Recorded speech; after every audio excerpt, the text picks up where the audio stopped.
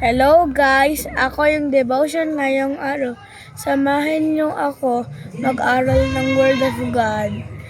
Pasensya na lang kasi nasa labas ako at saka may birthday yan sa kapitbahay namin kaya maingay. Samahin niyo na ako mag-pray.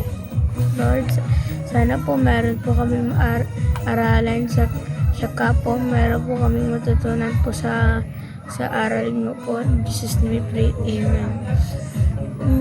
Yung i-share kong word ngayon ay John 3:16. For God so loved the world, He gave His one and only Son, and whoever worship Him will not perish but shall have eternal life.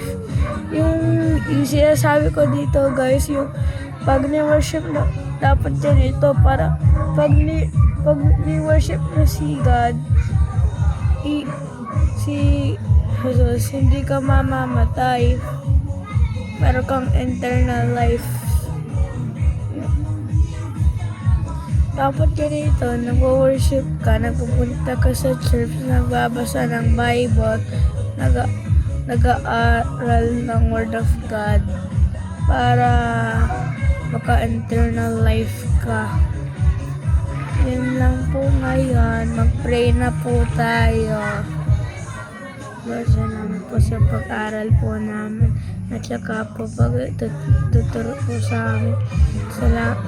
Thank you po sa tuturo po namin at saka po thank you po sa inaralan namin po. In Jesus' name we pray. Amen.